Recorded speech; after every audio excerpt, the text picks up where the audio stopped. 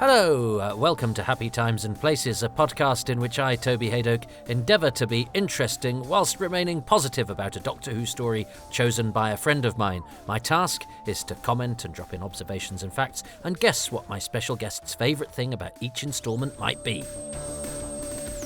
Hi, my name's Dom Woodward. I'm a comedian, a magician, an actor and a Doctor Who fan. The story I've chosen to talk about is Death to the Daleks. Well, hello everybody. The power is back on for this series of podcasts about Death to the Daleks. Nice to hear my friend Dominic Woodward, and I can see him because there's a video there, and I will work out a way to enable you to see the videos. I do occasionally have a spurt of posting them up on the Patreon feed, but I'll get them all up on YouTube at some point as well. A reminder that these podcasts are now available on YouTube just as audio only, but it's another way of getting them out there. I'm grateful, of course, if you can tell your friends all about them, but what you need to tell them about right now is that Death to the Daleks, Episode 1, has proved certainly more popular with my correspondents than I'd anticipated. Well, not necessarily anticipated, because I'd enjoyed watching it, and I kind of knew I would, because the previous go I'd had at watching Death to the Daleks, I'd been very pleasantly surprised by how gripping and interesting I found Episode 1. Normally the thing I will kind of want to skip to get to the meat of a story. But the various people who've been watching along or listened to the commentary and re-engaged with Death to the Daleks have said things like Anthony Carroll's observation that it's a great first episode, very atmospheric, don't mess with Sarah. James Gould says... James Gould's talking about... both James Gould and Gareth Bowley are talking about I invoked Trial of a Time Lord and suggesting whether I should do that in one big run. James thinks it would bring something a bit different from usual. An extended run of stories might bring some new observations, whereas Gareth Bowley is intrigued because he's one of the guests. He's the person who's recorded a contribution for the Mysterious Planet segment. Back to Death to the Daleks, Keith Say says, the first story I saw as a very wee kiddie on first broadcast, and that made me a fan. Well, I might have watched it, Keith, but I would have been a mere 3 months old, because so a babe in arms, but maybe those arms were attached to a torso that was holding up a head that was watching, that contained some eyes that were watching this story. Who knows? I suspect not, but I cannot prove otherwise, so part of me harbours the hope that was the case. Steve White says, this story is another fond memory of mine. I remember it so clearly from its first transmission in 1974. Another story in the fantastic season 11 that cemented my fandom at the tender age of 3. You had the wonderful Bilal, spoilers, we haven't got there yet, and the Exelons, the scary city route, and the various exploding Daleks that are peppered throughout the story. What more could a 3-year-old want? It didn't disappoint when the VHS was released in 1987 either, just a couple of weeks after I'd left school and started an apprenticeship, so I luckily had the readies available to pick up a copy from HMV in Southampton. It was the first new budget VHS release at $9.99. Oh yes, I remember. And then you have probably the best Target book cover as well, indeed. Depending on the day or the week and which way the wind is blowing, this is probably my favourite story of season 11. You will never take that away from the Time Warrior for me. And then it's open season. I mean, my head says Invasion of the Dinosaurs, but that's because I like championing an underdog, and Invasion of the Dinosaurs was always, held up as the big failure of the Pertwee season, and I think it's been reevaluated since. And I've always gone the other way with the once very lauded Planet of the Spiders. I always found that hugely disappointing, and would be thumbs down on that. Now, both I think have levelled out slightly, in that I don't think. I think it's acknowledged that Planet of the Spiders has a lot of disappointing elements to it, that it doesn't no longer gets a pass just for being the regeneration story and the culmination of the era. And Invasion of the Dinosaurs, a lot of people now look past the dinosaur effects and think that it's a pretty good story. So yeah, but also now that people have started acknowledging Invasion of the Dinosaurs as a good story, then people say, oh yeah, but there are flaws with the story like this, that, and the other. So yeah, I think things have settled down on both ends. I would definitely always, I think, though, and maybe that's just because it's embedded in me, have Invasion much higher than Planet of the Spiders. And Monster of Peladon is a tricky number, shall we say. It just doesn't seem to quite hold together as well as anything else really in the season, or indeed in the era. It's not a hugely successful retread of a much leaner and more beloved story, The Curse of Peladon. So Death could be way up there for me. It certainly never used to be. I would definitely have had Dinosaurs above it. And then my number 3 would be a three-way battle really between Death, Monster and Spiders, none of which I would have been particularly in massive favour of. However, Death, the last time I watched it, I thoroughly enjoyed, and so I'm in the mood to be positive that Death might very much be there at number 3 or even number 2. Who knows? Because I've got Dinosaurs to look forward to on this podcast at some point. I have Monster of Peladon too, and who knows? I may find that has hidden depths. Trevor Smith, having listened to part 1, said, bloody loved that, Toby, and as I've said many times, Pertwee was my Doctor, and this is top stuff.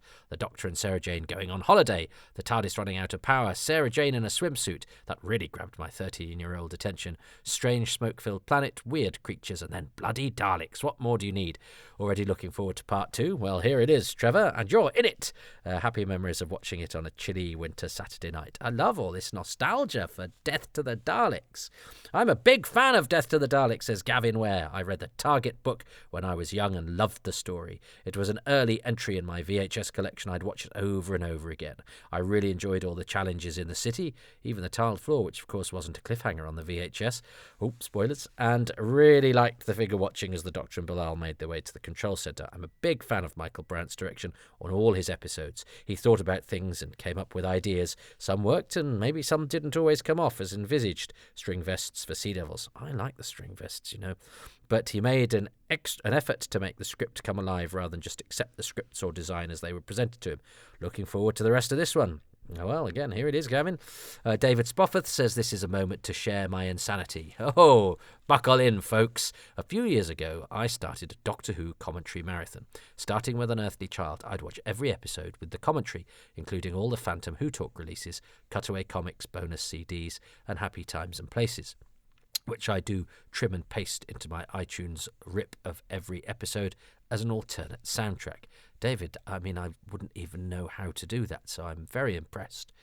It's a bit of a quantum leap feeling, jumping back and forth across the last several years of your life, Toby, listening to your commentaries in episode order rather than release order. And listening to the DVD commentaries in episode order can sometimes be wearisome too. How many times can you listen to the anecdote about the Pertwee bouffon?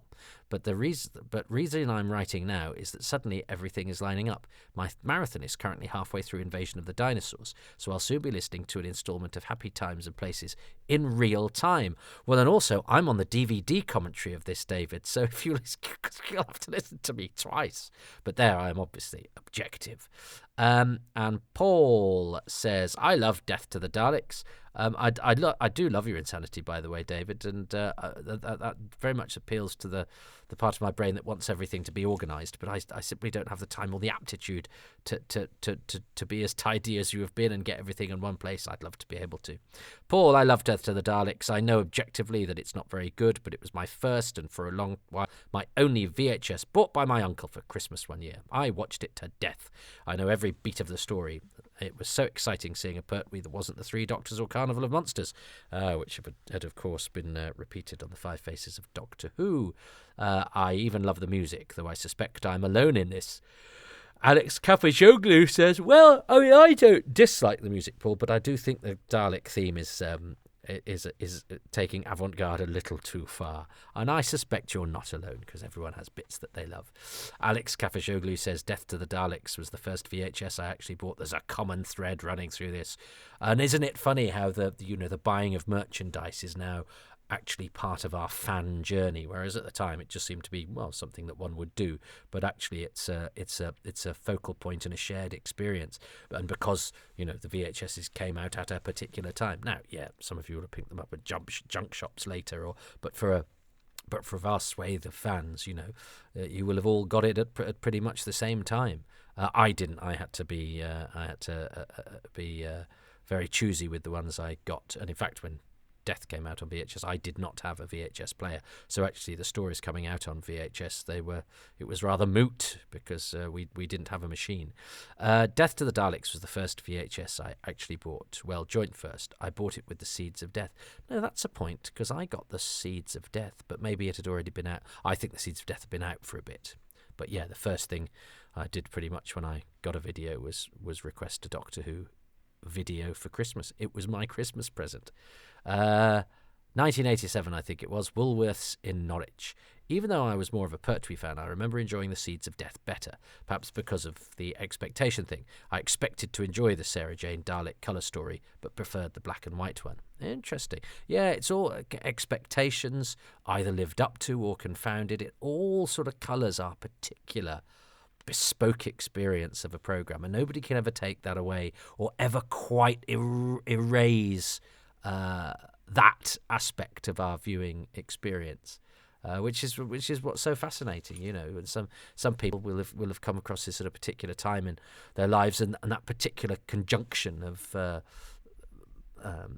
instances and influences and experiences will have had an impact on how that story is received, and that first reception is never fully taken away. I don't think on rewatches. All rewatches are kind of informed by that. Paul Gibbons, great choice. I love Death to the Daleks. Smiley face.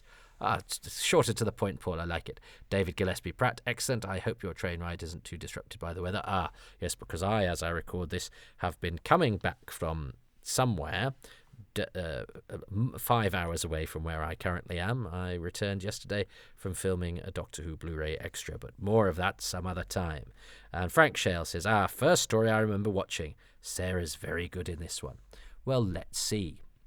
And I have to be careful not to do things like taking Sarah for granted, because I do love her so, so that's a reminder to myself as we go into episode 2 of Death to the Daleks. Dominic made his choice of the TARDIS losing its power in episode 1, and I chose the very fleeting shots, or the clever camouflaging and brilliantly inventive shooting of the Exelons by director Michael Bryant in part 1.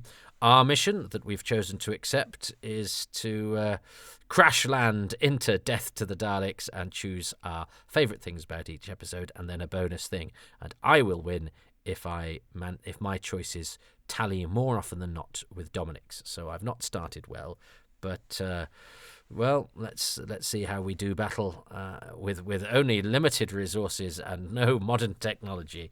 Imagine, if I had to watch this on an abacus or something, because I was led to computers because the power had been drained. But that is not the case. I'm in a cupboard with a laptop and BBC iPlayer, and I am going to press play on episode 2 of Death to the Daleks in 3, 2, 1. Oh, how funny.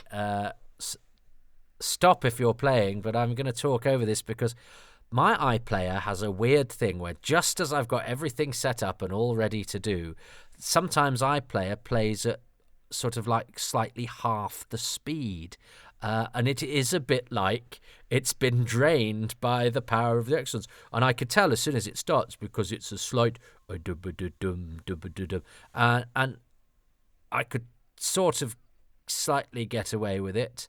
But no, and now the sound's gone out of sync. So even in my cupboard here in Manchester, I am not immune to the power-draining force of the Exelons, although also I'm afraid it happened with the Sensorites as well when I did that. But so I'm going to have to restart to do that character. I'm gonna leave that bit in because it seemed a bit of an appropriate failure of technology, and I quite like it when things go wrong. To err is human. Well, to err is actually largely modern technology, but humans seem to pay the price. This human particularly. So I'm going to just...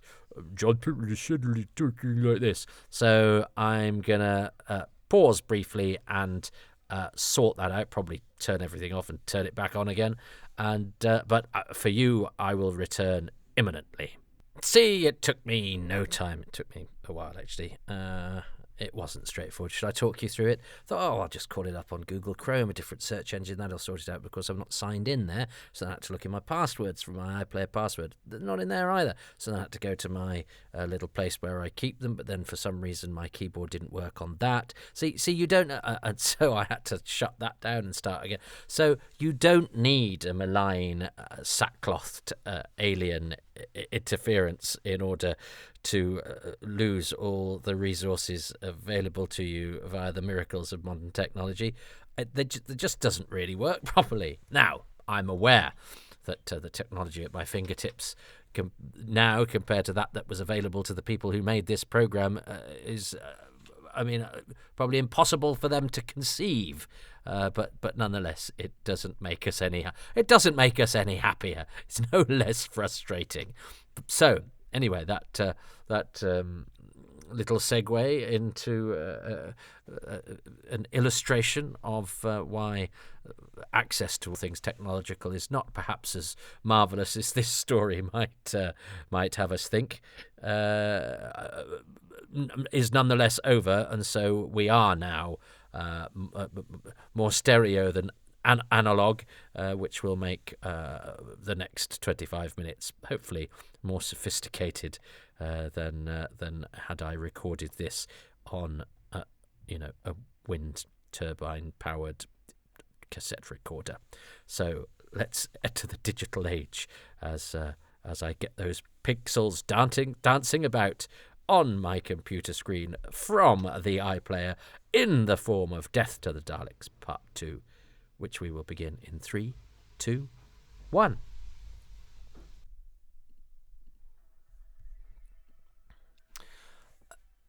I thought when I invoked the episode number, when I said, whatever I said, did I say episode 1 or part 1? I can't even remember which I said.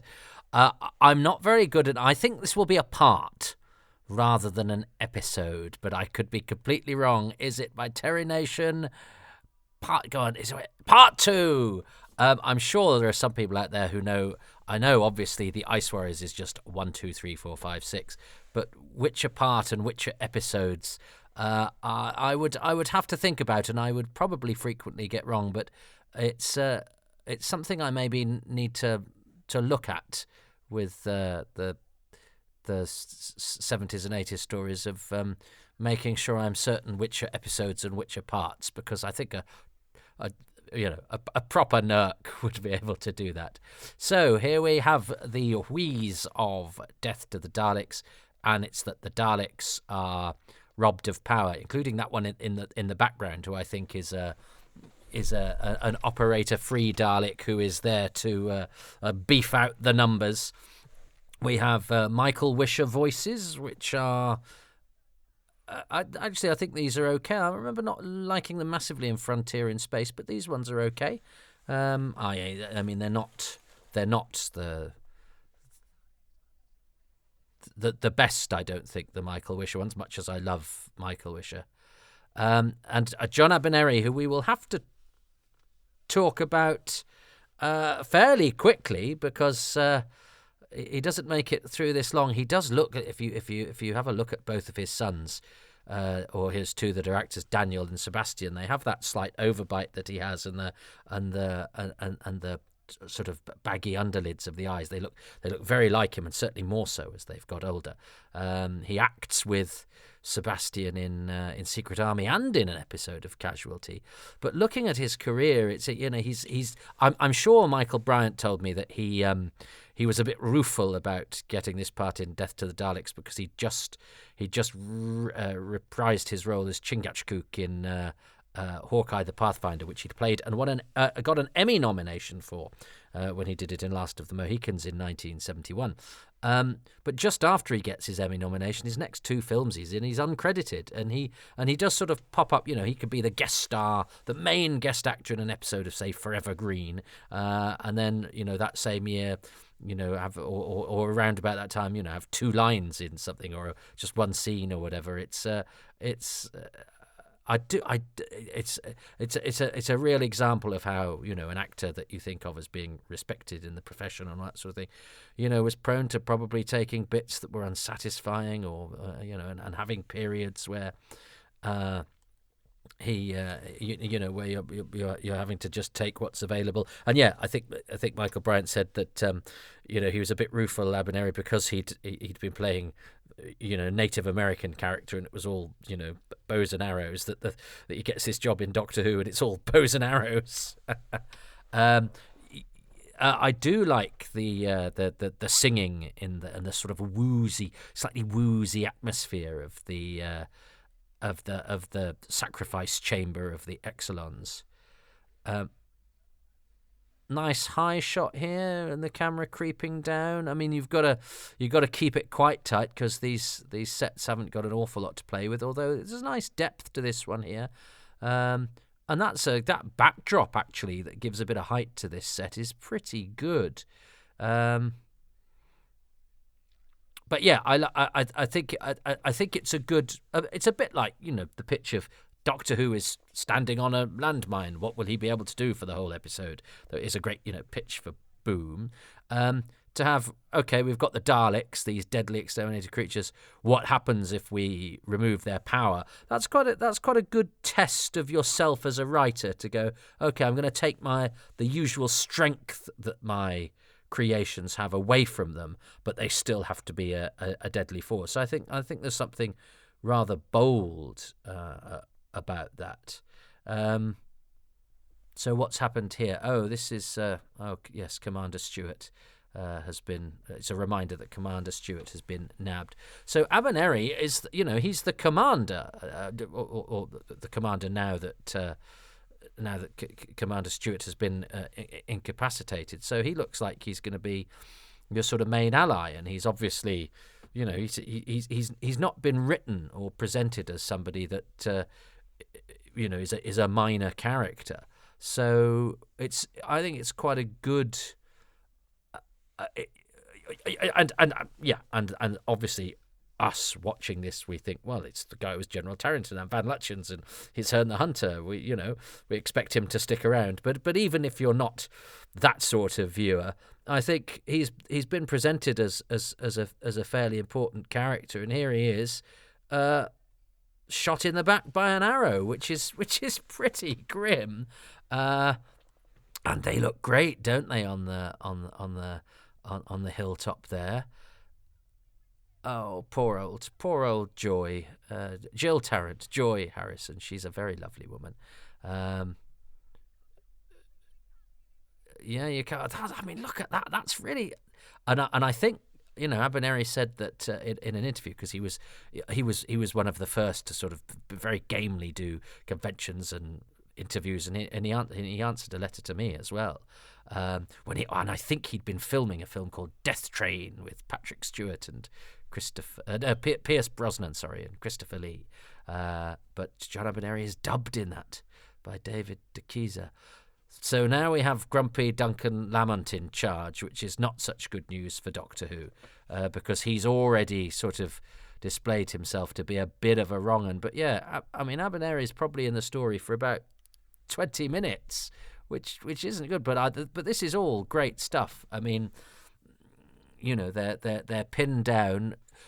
The usual, and I think it's rather fun that the usual threat, the Daleks, are not the danger point here. It's these sort of silent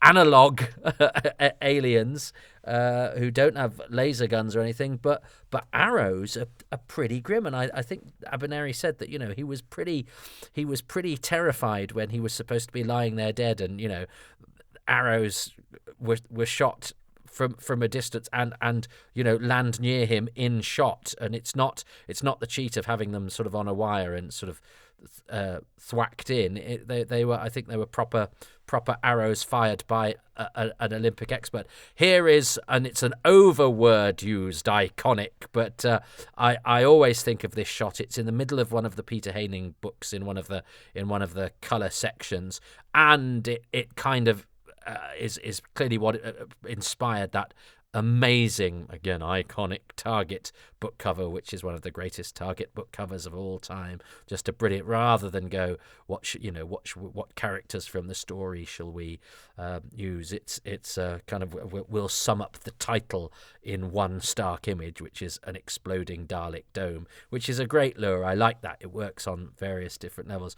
And this is interesting, isn't it? That they've blown the Dalek up, and now they're sort of dancing around it in some sort of, is really disconcerting. And I know there's sort of elements of, it echoes the sort of dumb savage kind of trope that is a slightly difficult one, but in terms of this kind of story, which is not aiming for any particular comment, it's using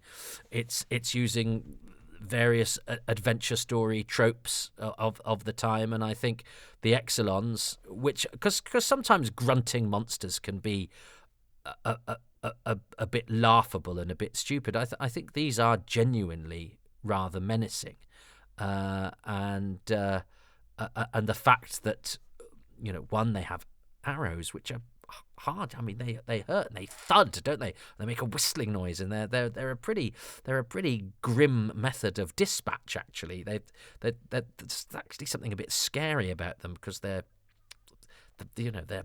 hard and unpleasant.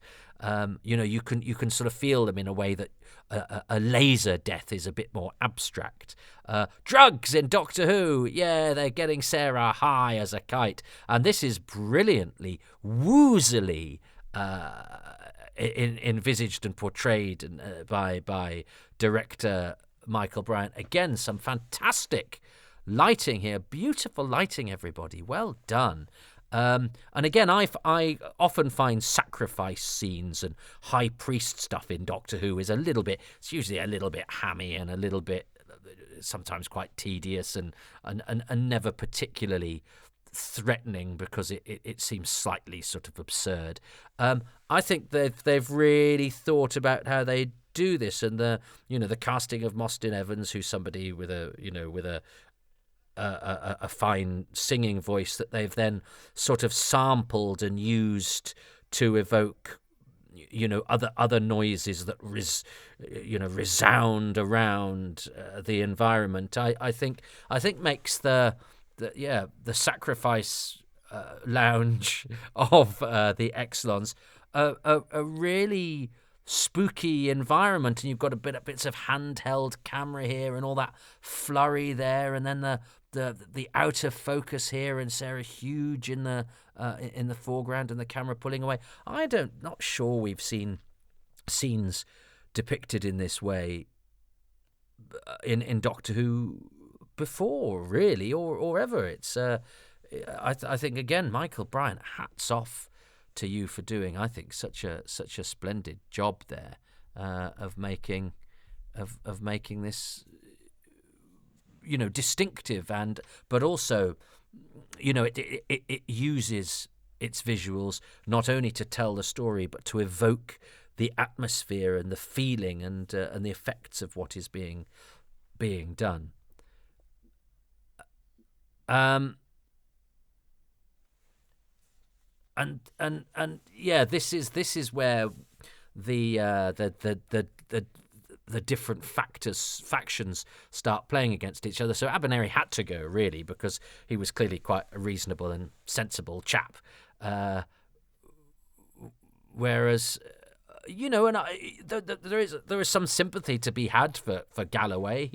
We may not like the way that he talks, but his his motivation is pretty clear. I need to get this medicine back, and whoever stands in our way is not part of the bigger picture. Now, pragmatically, I think that's a reasonable position to take, especially as, the Doctor and Sarah are not friends of theirs and people they don't know, and it could even be from somewhere else.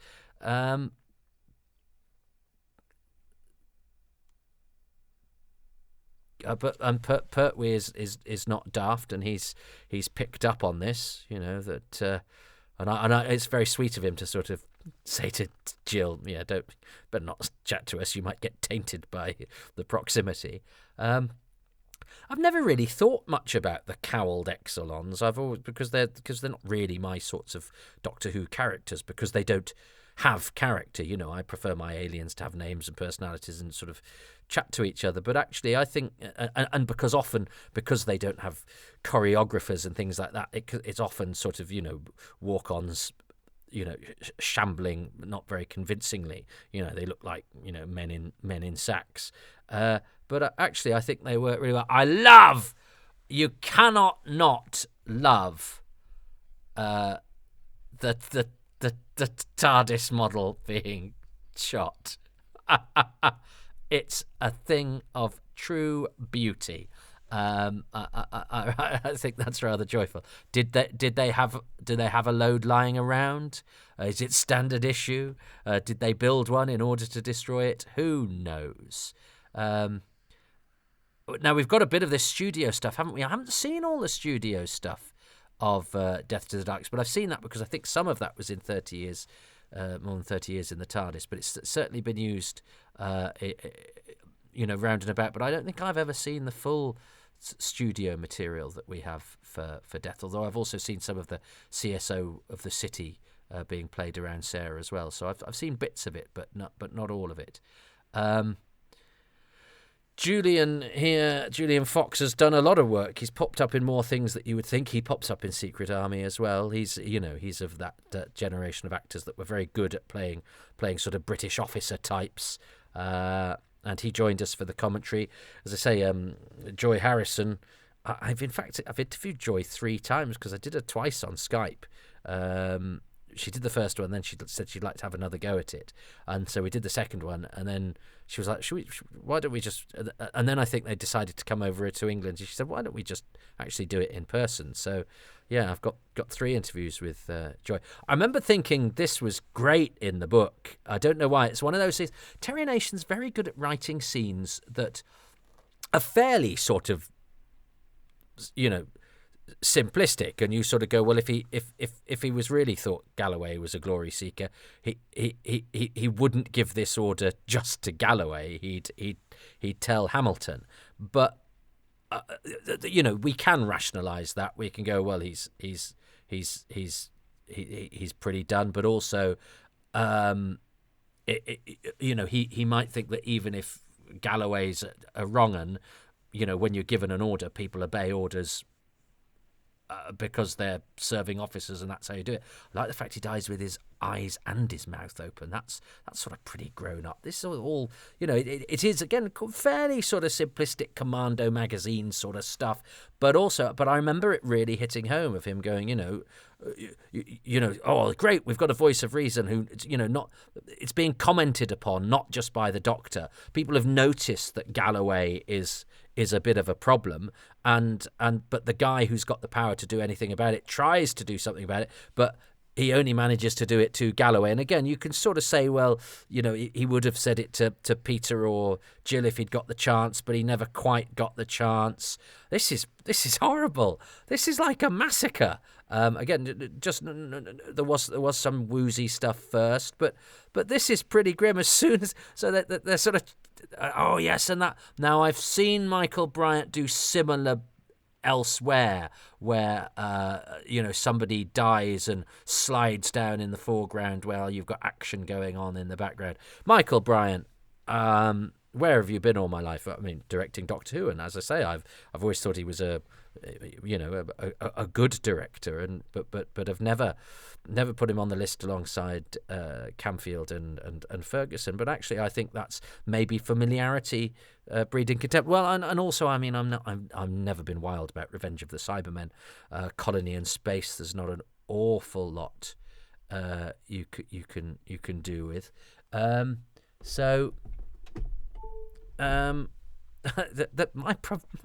My power problems. I've just had a thing pop up on my computer saying, "Oh, we're going to put you into low power mode," and I'm like, "I've been plugged in for the whole thing." I haven't. The plug wasn't in the socket properly, so I've been operating on half power. Well, 20% power. It seems that the spirit of Death to the Daleks lives on in all of the electronic equipment in my house currently.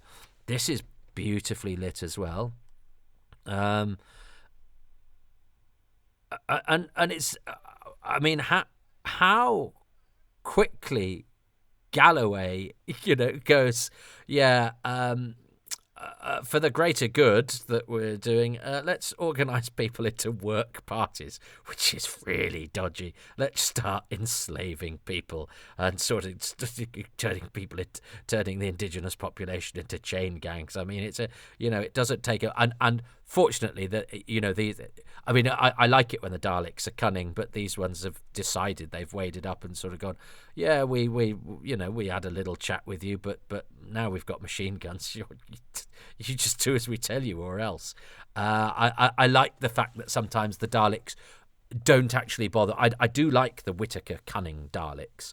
They're rather good fun, but I also like the ones that don't even have time for that sort of guile, because they go, well, guile takes a bit of effort and a bit of calculation. When you're the superior force, you tell people what to do, and if they don't do it, you kill them. And that is all that, it's a different, and those two things are maybe incompatible or maybe not, but I like it when the Daleks are portrayed in either of those ways. They both have advantages and disadvantages, I suppose. But it's why the Daleks are great, and I actually quite like the sort of silvery livery that these ones have.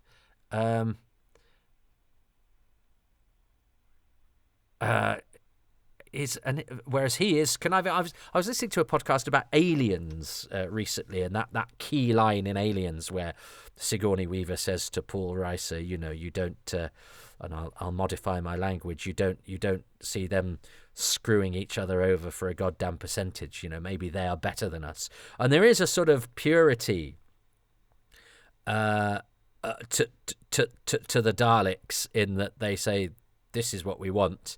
Whereas, Galloway's sort of presenting his pragmatism, if you like, for the greater good. He's going, well, we'll save millions of lives. What does it matter about these, to use his parlance, savages? And you go, so, the things that we will do for what we see as the good, and so we're obviously not supposed to side with Galloway, but again, it's presented, his motives are presented as being fairly sound as far as he is concerned, and I think that's again, it's a bit sort of comic strippy what Nation does, but I kind of like that, and I think it certainly works within Doctor Who, which is a program that has to be child friendly. And as I say, a lot of the sort of character beats in this, I remember reading them as a kid and them feeling very sophisticated. The idea that Stewart said, I'm giving you my last order, and you go, yeah, okay, great. So they've noticed that he's a bad guy. And then Galloway does I didn't quite catch that, Commander, which is a lovely scene. It's a lovely moment dramatically, but also speaks to his character, and it shows why he's able to carry on doing what he does. Here we have another lovely shot of that.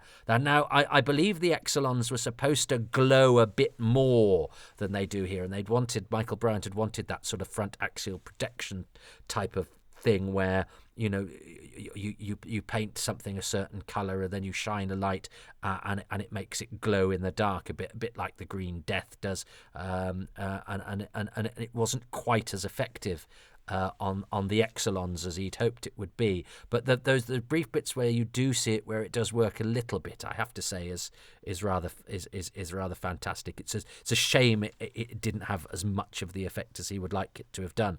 But I appreciate the effort, and I'm appreciating the Exelons much more than I ever have before, which is rather fun. Because I suppose I half expected them to be. I think there was a bit, not impressive and not worth talking about, but there's clearly a lot of effort gone into, them beyond the cliche.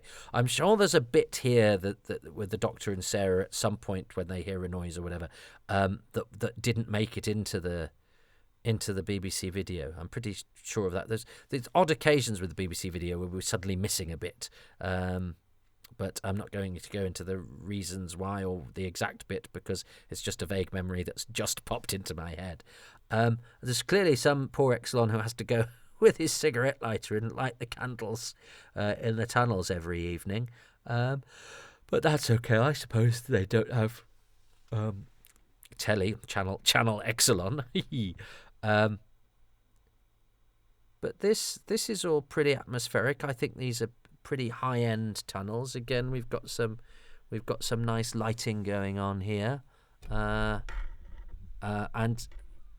Elizabeth Sladen is got a bit of glowy light there, and the look on the Exelon's face. It's Belial, isn't it? And here we have something that's often gets a lot of stick, which is the great worm of Exelon, the root, which I remember was written up as one of those things that was a disappointing effect, and I've always thought is pretty good. I mean, it's obvious how it's done with the fishing wire on the end picking it up, but nonetheless. So that's it for Neil Saylor, who was also in the Sea Devils, was a friend of Michael Bryant. So Commander Stewart and Captain Railton are both dead by the end of episode 2. Good Lord. Oh, and Psytown, the last of the Daleks, there, who did join us for the commentary, he passed away this year as well. He phoned me some time ago and said, "Oh, you should come and do an interview and things." He'd not been very well and then was better, so he was replying to something I'd written him like a year before. But we were in the middle of a house move and very tight, and it was one I never picked up on. But picked up back on because, but also, Cy had been interviewed by many people, so I did. I was happy that he'd gone on record, and whilst it would have been lovely to do, it was just we were. Yeah, I think I pretty much just stopped a run of several years of travelling around the place interviewing people, and I just.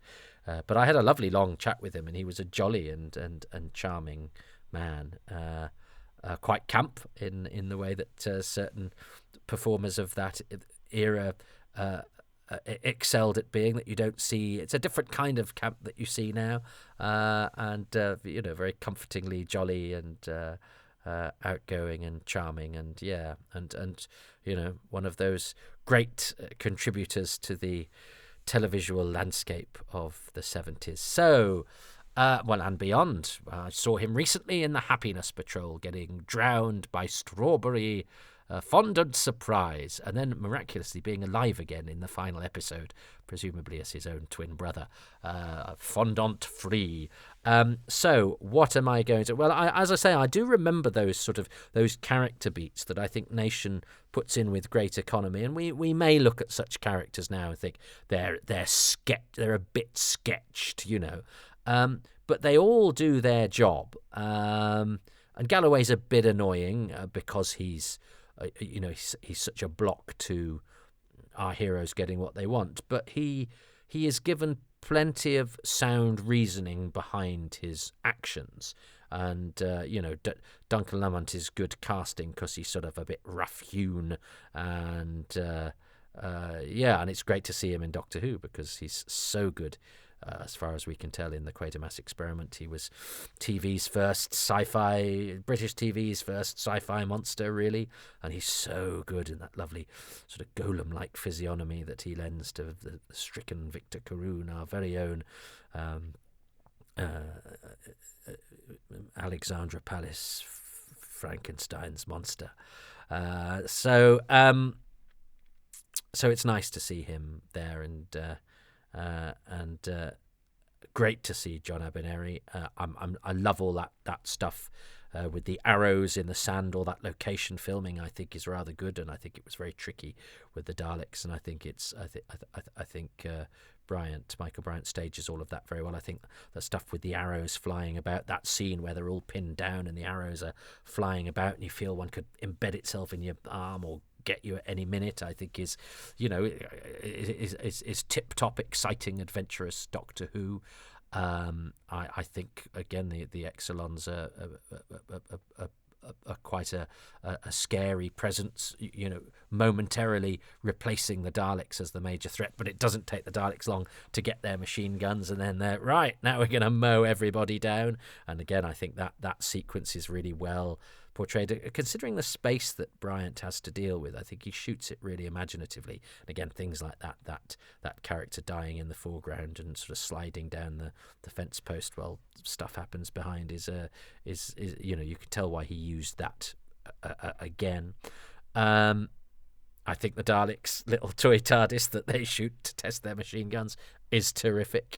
So much going on there, but my favourite thing is the oozy-woozy depiction of whatever the incense is doing to Sarah in those sacrifice scenes. Sacrifice scenes, as I say, are a bit of a cliche. They could be a bit boring. They're a bit standard sort of Doctor Who kind of sci-fi of this period fare. But I think Bryant comes in and goes, right, how can I make this stuff interesting? I think that the sort of almost handheld feel of some of the camera work and that Sarah being out of focus and then the camera pulling away and her being in focus but in the foreground and all that. I think that woozy sacrifice stuff, augmented of course by the brilliant echoing booming voice of Mostyn Evans that has then been treated and used as the sort of ambient sound of the sacrifice chamber. I think all of that is really terrific. There's a lot of thought gone into that. It's very unusual for Doctor Who, and I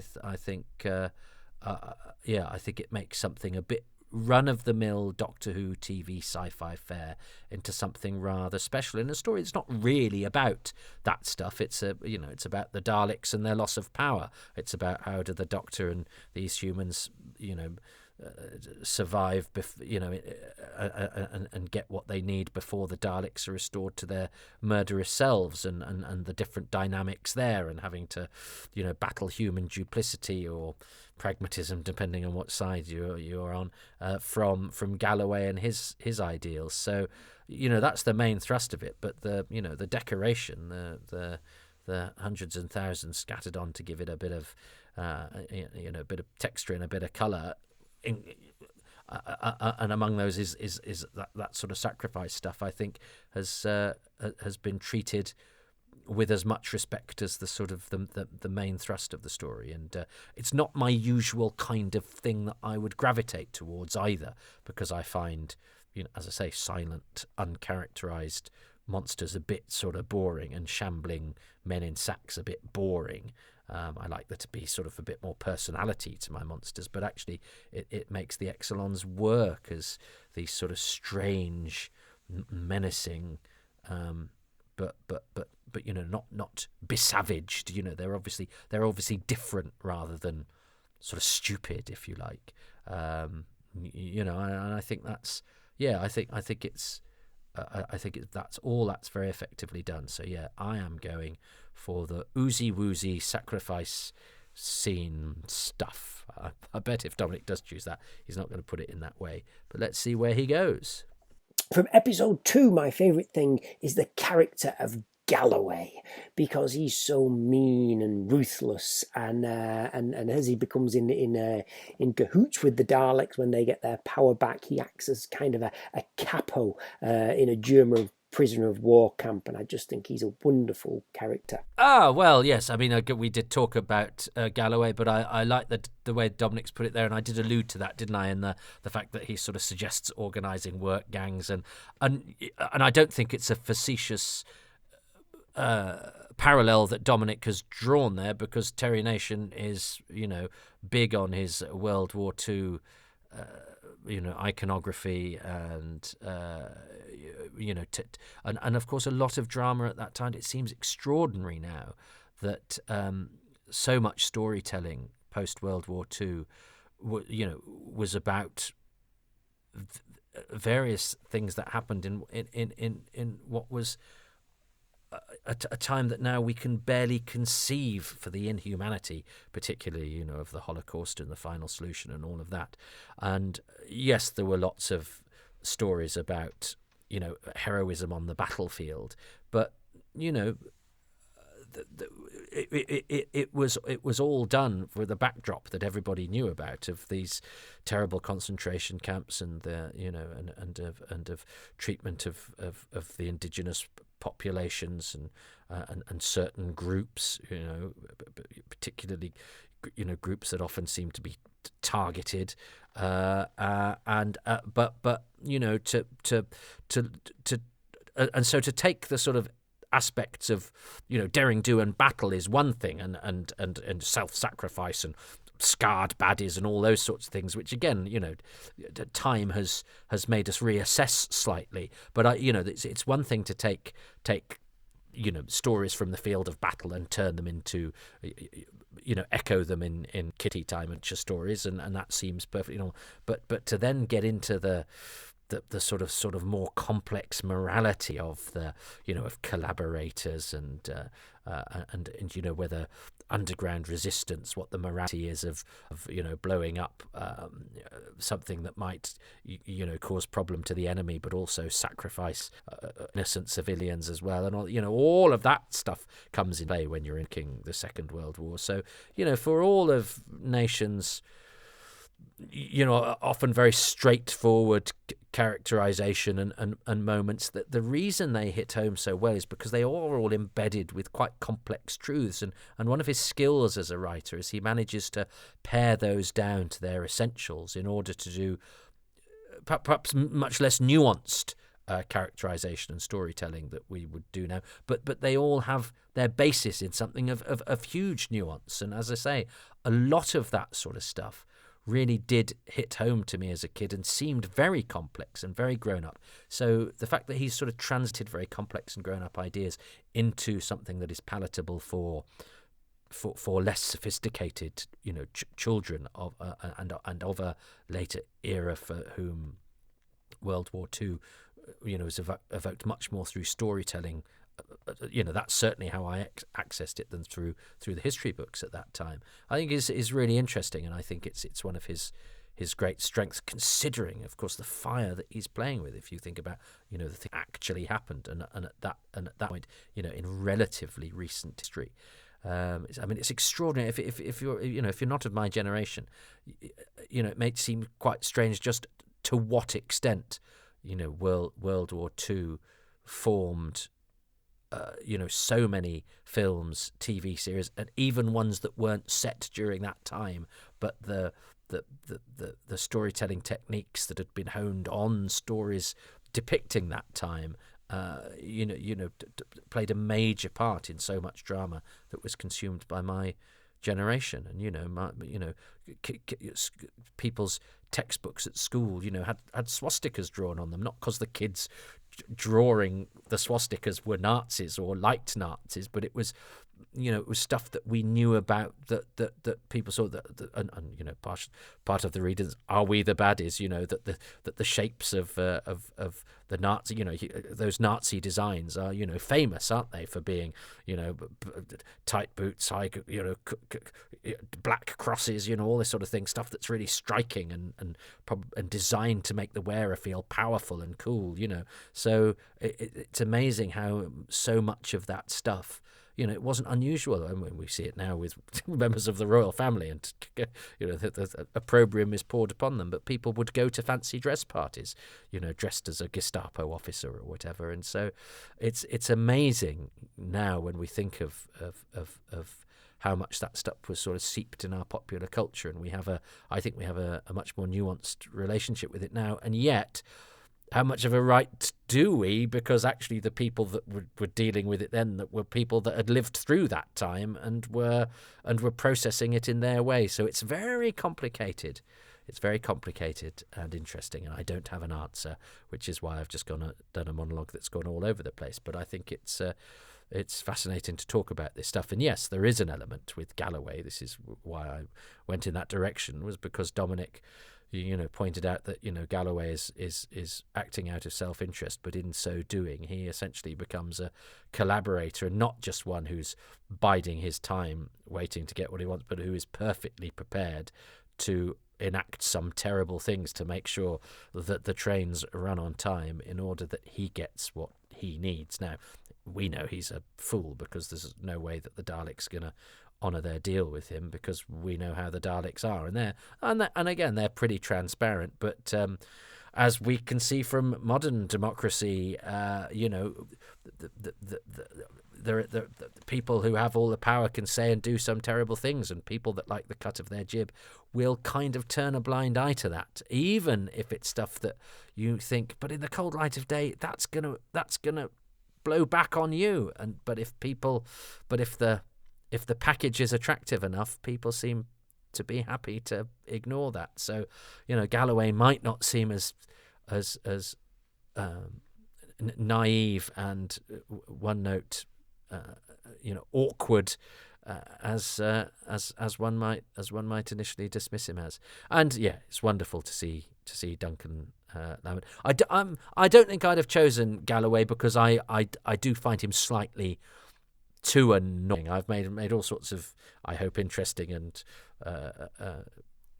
sort of more than two points about him that make him slightly more than two-dimensional. But and of course he does do the thing later on that is the stuff of all good Doctor Who that we'll get to, his actions in episode 4. But he is a bit annoying, but then he's supposed to be annoying. I mean, that's the whole point. He is he is the fly in the Doctor's ointment. But so I probably wouldn't have chosen him, and partially because I don't think it's a part that you can, there's no. It's not a part you can enjoy. He's not a colourful villain that you can really enjoy playing, and he doesn't have a fantastic sense of humour. So whilst Duncan Lamont doesn't do anything particularly wrong, I also don't think it's a standout part. Nobody in this is a stand, and I think that is maybe a problem with early Nation, is that there's some great actors in all of those Nation. Groups of humans / Thals stories where everyone goes off and has an adventure.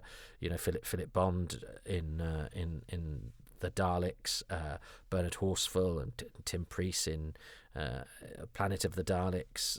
You've got some good actors there, but they don't really get enough to write home about. They're helping. Make what's on the page work, rather than being given stuff that allows them to shine. And I don't think, and I think it's kind of the same here. Everyone's doing their job, but they're never going to do anything that's going to make them as memorable as the more memorable. Crucially, the real baddie characters that Nation writes, where he excels and gives actors the sort of stuff they like getting their teeth into. Marvick Chen, Nida, Davros, Travis. He's clearly good at those sorts of, which are again, the nasty, booable, hissable, Nazi type villains that he seems to have an awful lot of fun with, and that you can go further with the writing of. So I don't think he really massively helps the actors as much. So as I say, yeah, nobody's doing anything wrong, but there are more memorable characters and performances in Doctor Who. Lamont and Abineri do their job, and Julian Fox is good. I fear Joy is not great, but again, it's quite a limply written character. But yeah, the characters are maybe one of the areas where the story could do better. But then again, I do love the shock of Railton, who seems he has that nice bit where he sort of stands up to the Daleks a bit and is kind of, right, this is what we're going to do, and he looks like he's going to be, and he's sympathetic towards the Doctor's aims and needs, and then he's dead. I mean, 5 minutes into the episode, amazing. So that's a nice twist and a shock.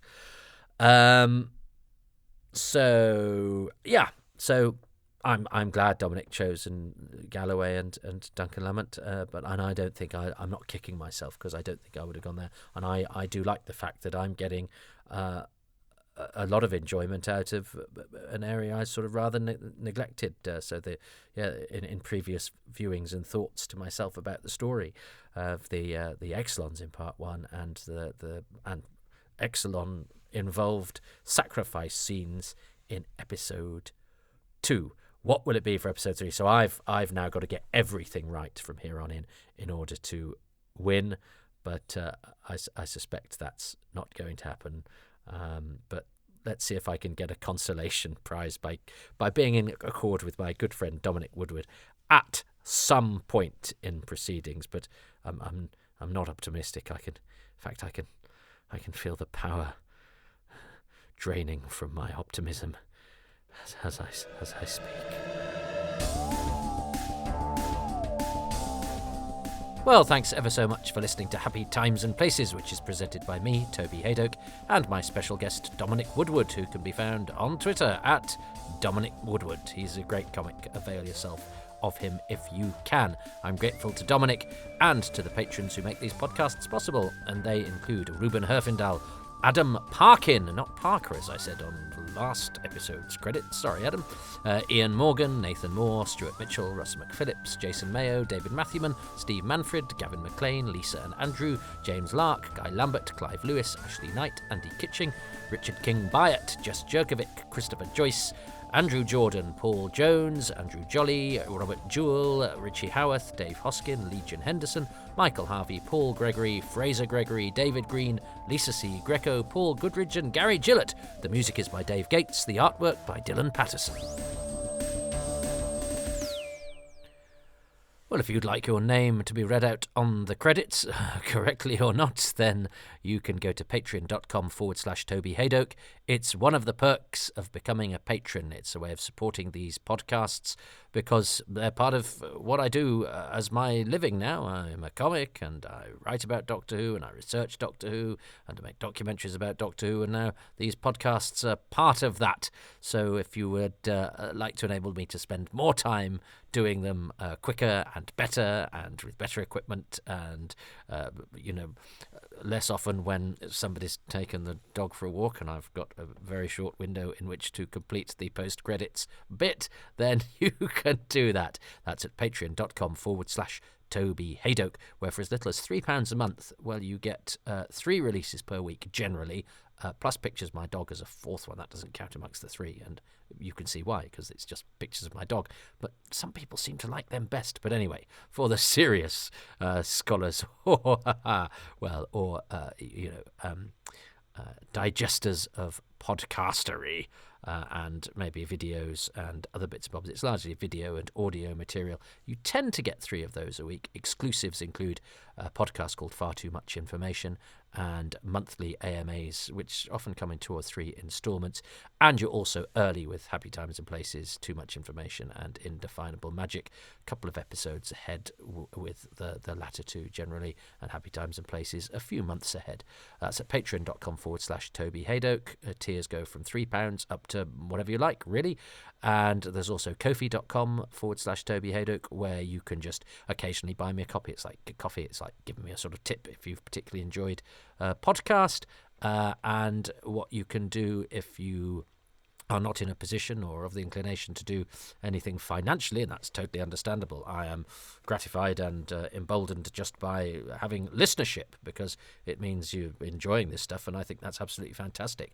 But what you can do that costs you nothing but a little of your time is to go to iTunes in particular and give these a like and a subscribe and a 5-star review and a few lines saying nice things. But if you can go to YouTube now as well and do the same, nice comments and thumbs up and all of that really helps, because these now have a placeholder place on YouTube. But anyway, you get them really: Patreon, Spotify, Podbean, whatever you like, wherever you get them. If you make nice noises, say nice things, thumbs ups, 5 stars, all of that, it just helps to get these noticed and hopefully to get more listeners. Any support, though, is gratefully received, and thanks for listening. I'm on all social medias: Facebook, Twitter, at Toby Haydock and at Haydock Podcasts. I have a comedy club called XS Malarkey, which is at XS Malarkey. That's good fun. As I record this, it's just celebrated its 27th birthday, and I know some of the good burgers of Patreon have come along, inspired is probably the wrong word, by these post-credit plugs, and they've had a good night, and some have even come back for more, which I'm jolly pleased about. And Joe Lycett, as I record this, has also called it the perfect comedy night on a podcast, and chose me to be his ideal compere were he to be doing a gig, an ideal gig. He chose me and another guy, dependent on where he was, James Gill in the Midlands, and me if it was in Manchester. So isn't that delightful? So yeah, come along, it's good fun. And I'm also on Instagram at toby.haydock, and I have a website, www.tobyhaydock.com.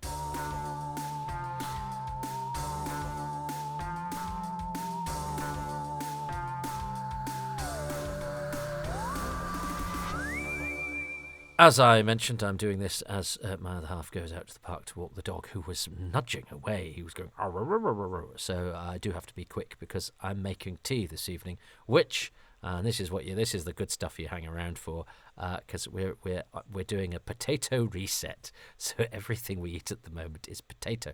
Now, unlike a lot of diets where you end up feeling quite hungry, the potato reset, you can eat as many potatoes as you like. So the thing is, you need never feel hungry, because potatoes are filling. But it's been one day and I never want to see it, and I love potatoes, and whenever I've dieted in the past, it's like, I wish I could have a potato, but potatoes they don't let you have on other. Now can't have other carbs and all that sort of thing, and I can have other veg. We can augment the potatoes with other veg. I'm making a pizza base made out of mashed potato as we speak.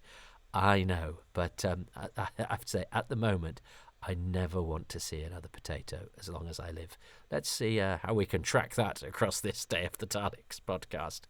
But for now, I'm off to eat various potato surprise. We're gonna have potato à l'orange, potato with cherries, or potato surprise. Ha ha ha! God.